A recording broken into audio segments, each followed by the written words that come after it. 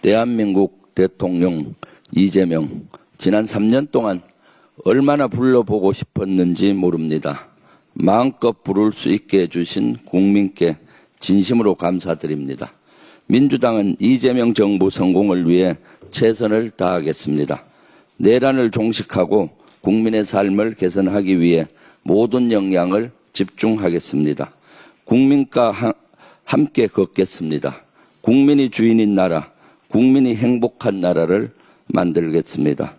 어제 이재명 대통령께서 처음으로 용산 대통령 집무실을 갔습니다. 이후에 소감을 발표했는데 무덤과 같다. 그 안에는 컴퓨터도 없고 프린터도 없고 하다못해 필기구조차도 없더라. 텅텅 비었다. 라고 말씀하셨습니다. 도대체 이러한 것이 있을 수가 있습니까? 역사는 지속 발전해야 됩니다.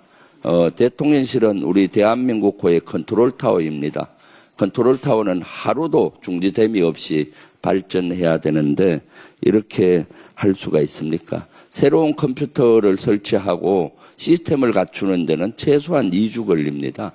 그리고 그 인적 자원들이 다시 시스템을 만드는 데는 수개월이 걸립니다. 옛날 전술에 보면 청야 전술이 있습니다. 지금 청야 전술을 썼다고 봅니다. 청야 전술은 사전 초토화 전략입니다. 후퇴할 때 철저히 들판에 있는 곡식도 다 태워버리고 건물에 있는 옷이며 모든 것을 파괴하고 못 쓰게 하고 후퇴하는 거죠. 그러면은 적들이 왔을 때 쓸 수 있는 것이 없으니까 하는 그 전술입니다. 이것은 아주 불리할 때 적에게만 쓰는 겁니다. 이것은 또 아군에게도 피해가 너무 크기 때문이죠. 지금 윤석열 정권 역시 내란 수계, 내란 정권 같습니다. 12.3 내란으로 우리 대한민국을 초토화시키더니 물러날 때도 이렇게 초토화하고 하는 겁니까? 국민은 안중에도 없고 대한민국 발전은 안중에도 없는 겁니까? 도대체 이러한 정권이 역사상 있었습니까? 아마 세계 역사상 이러한 정권은 없었을 겁니다. 여기에 저는 너무나 분노스럽고 이러한 청야 전술을 쓴 그 정진석 전 비서실장이나 그 수석들이나 할 것으로 보이는데 철저히 조사해서 단죄해야 된다고 저는 보입니다.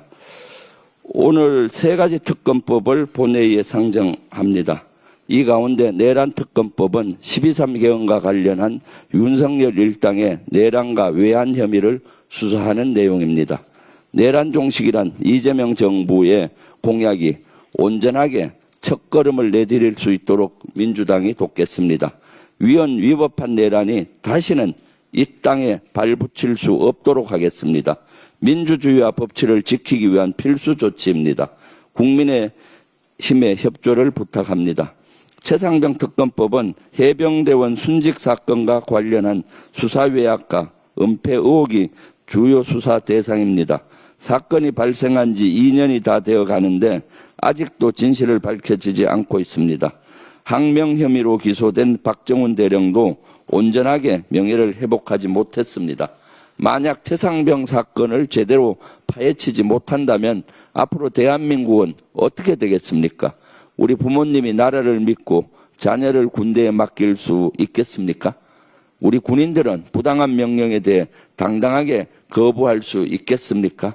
특검법 통과는 정의롭고 안전한 대한민국을 만드는 초석입니다. 특히 수사 외압과 관련한 의혹은 최근에 또 드러났습니다. 이른바 VIP 경로설 당일인 2023년 7월 31일 당시 이종섭 국방장관은 800에 7070으로 걸려온 전화를 받았습니다. 윤석열의 전화로 추정됩니다. 하지만 조사가 제대로 이루어지지 않아 밝히지 못했습니다. 그런데 이제 경향신문 보도에 따르면 그 전화의 발신지는 당시 윤석열이 사용했던 대통령실 공간이었다고 합니다. 전화를 건 시각도 오전 11시 54분으로 업무 시간입니다.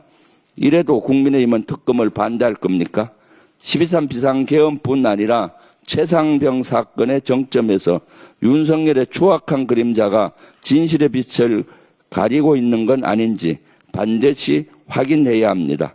그렇습니다. 이번 특검법은 정의와 공정을 실현하기 위한 최소한의 조치입니다. 우리 국민 모두를 위한 필수 법안입니다. 거듭 국민의힘의 협조를 부탁드립니다. 이상입니다.